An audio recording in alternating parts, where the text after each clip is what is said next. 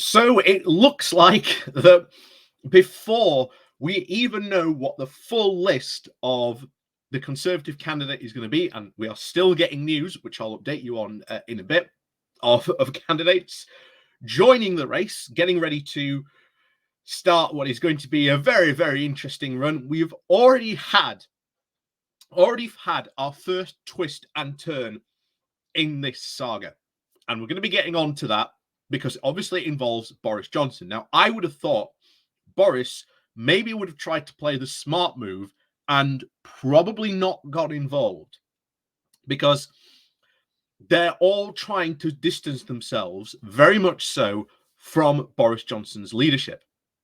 But just a quick update. Who is in the running? Well, just as literally before I've gone live, Penny Mordaunt, which one of the people I expected to be in the running, has thrown her hat into the ring. That makes the total candidate list of now 9. I expect there may be still more, a few to come. But for those of you who don't know who the full list of is, these are so far the confirmed candidates. These aren't the potential list. This is confirmed so far. Oh, hang on. So far, we've got Rishi Sunak, Sajid Javid, Jeremy Hunt, the 3 big ones. Those are the 3 big boys and the big names certainly in this race. Then we've got Nadhim Zahawi, Penny Mordaunt, as we said, literally 43 minutes ago that announcement came. So Penny Mordaunt, Grant Shapps, Suella Braverman, Kimi Badnoch, and Tom Tugendhat. So already shaping up to be a very, very interesting race. I've said before, any of these former Johnson cabinet ministers are going to have a very hard time, I think, because they've got to try and explain how they're going to bring a difference to the Tory party, or at least a difference to the leadership, when they have been actively involved in what is probably the most awful, worst prime minister in British history. So let's get on into this very much twist and turn, because trust me, you are probably going to be seeing a lot more of this, but this is unsurprisingly probably happened because this is in Boris Johnson's nature. Boris Johnson likes to take revenge. So I wouldn't be surprised if Boris Johnson not only has a pop at Rishi Sunak again, certainly during this race, but also at Sajid Javid as well. And maybe a couple of others in this list as well. It would not surprise me. So let's get on with this then. So before we do jump into that, please do remember to hit that like, share, and subscribe button. And of course, down below, there are links to my Patreon page and a one-off donation link called Buy Me a Coffee, where you can, well, buy me a coffee. And as always, thank you very much to all those people who do help and support the channel that way. So over we go to this. This comes from The Guardian. The title of Boris Johnson accused of trying to derail Rishi Sunak's bid to be the next PM. Senior Tories accused Boris Johnson of trying to torpedo Rishi Sunak's bid to succeed him as Prime Minister, and the refusing to leave number 10 with good grace, as the leadership race has descended into bitter infighting. We're not even properly started it yet, and it's already descended into bitter infighting, according to Conservative insiders. You know, I've been saying it for a while. This is going to become bare knuckle boxing matches, and we haven't even got to that stage properly yet, but it's already started. So, as a quartet of cabinet ministers entered the contest on Saturday night, senior MPs said the battle risks inflicting even more damage on the party than the fall of Margaret Thatcher more than 3 decades ago. One party grandee accused Johnson of installing unsuitable MPs to middle-ranking and junior government posts when he knew he was on his way out to cause maximum problems for his successor, who would inevitably have to sack most of them on taking office.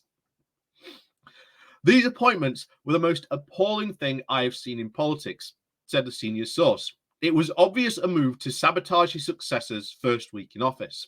Another senior Tory in the government added, that Johnson was so incensed at the way that he had been ousted, having won such a huge mandate in 2019 general election, that he was now intent on exacting revenge on those he saw as responsible and on influencing events wherever possible from outside, saying, "This is not an administration that is going to go quietly.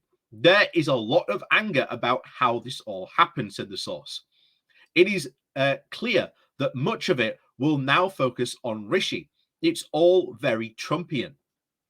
A former vice chairman of the 1922 committee of the Tory backbenchers, Sir Charles Walker, told The Observer that pleas for restraint were pointless because there was so much bad blood.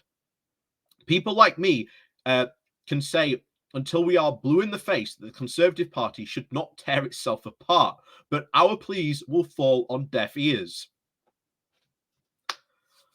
Oh, I'm looking. I'm just feasting on it. Oh, this is going to be so fun. This is going to be so fun to watch. And remember, we have barely even started yet. We have barely even begun, and it's already going like this. Anyway, he continued, saying, "Clear the Prime Minister remains deeply bruised by the Chancellor's resignation, and Rishi's camp will have to soak up a lot of that anger over the days to come. And that will apply to whoever takes over." Meanwhile, Johnson's allies warned the party that it would soon regret ditching him and accused the candidates of vying to replace him of being incapable of repeating his success. They say Sunak, in particular, faces questions of loyalty and propriety and accuse him of plotting his leadership bid for months while publicly professing his loyalty. On Saturday night, amid the succession turmoil, fresh allegations emerged that Johnson had lobbied for a job for a young woman who claimed she was having a sexual relationship with him during his time as London mayor. Again, that revelation has just come out today. So, as we said, it doesn't matter. There was always another scandal to come. The man was unfit for office, and you put him there. And yet you've got these Johnson allies or the loyalists saying, "Oh no, he's great. He should remain." Yet you've got another scandal just been revealed this weekend.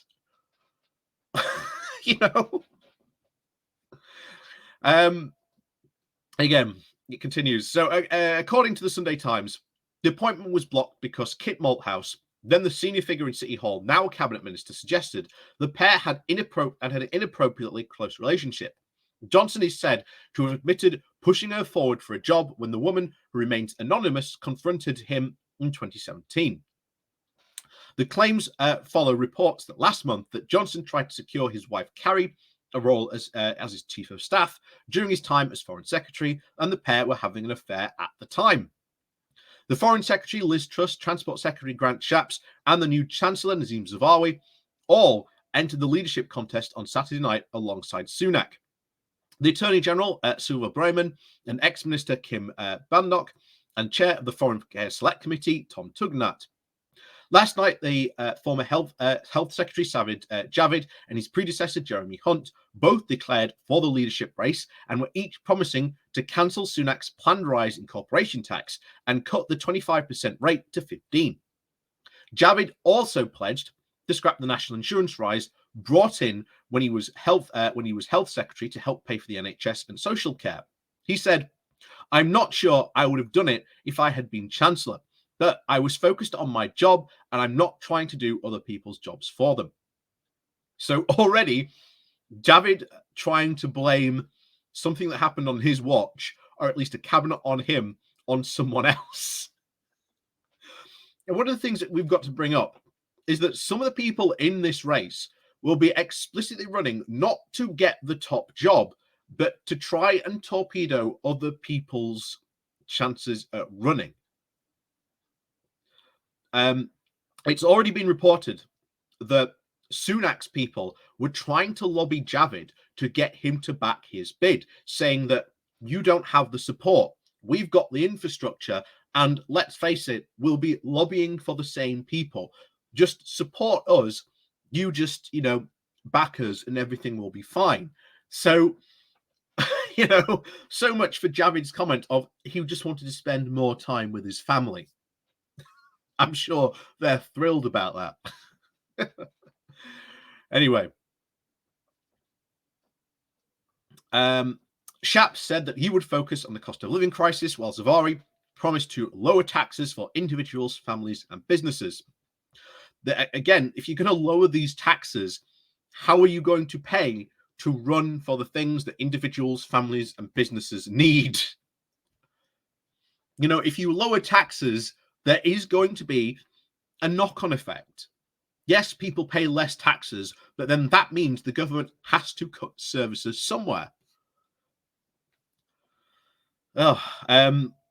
Anyway, it continues. The Chancellor also stressed his, quote, culture war credentials, saying that he would, quote, let children be children and protecting them from the damaging and inappropriate nonsense being forced on them by radical activists. Truss is expected to pledge to reverse the government's recent national insurance rise when she officially launches her campaign this week. Supporters said new Trade Minister Penny Mordaunt are urging her to declare, while Defence Secretary Ben Wallace, one of the bookie's early favourites on Saturday, said that he would not be throwing his hat into the ring, which was quite surprising, really, because he was always tipped to run in this one. The chair of the 1922 committee, Sir Graham Bradley, will meet senior MPs and colleagues of the parties on the board on Monday to decide how the contest will proceed. And they are expected to agree to a timetable that will see the number of candidates whittled down to 2 in a series of votes by MPs over the coming fortnight. So the next 2 weeks are going to be very interesting. Then there will be a programme of hustings for the final 2, which again will be very interesting, leading to a vote by the Tory party members and the announcement of a new leader and Prime Minister in early September. So according to the latest opinion poll by The Observer, Sunak is the favourite amongst the people who voted Conservative at the last general election, with 55%. And he said that he would be a good Prime Minister, while Javid is in second place on 50%. Those close to Johnson are struggling to decide which candidate they should back, saying, people are trying to work this out at the moment. The field is muddied by so many unrealistic candidates, said one. There is a strong concern in what you might call the pro-Boris camp of certain candidates. Some, perfectly reasonable, have never brought into what Boris was trying to do. Then there are those who have been running leadership campaigns from within the cabinet for some time, which is an act of the highest disloyalty. I think this raises fundamental questions of loyalty and indeed of propriety. Johnson's loyalists will look at any potential campaign by the Home Secretary, Priti Patel, as well as Liz Truss and Zavari, before deciding who to back. That's interesting. So Priti Patel might sneak herself in as well, which will certainly be very interesting.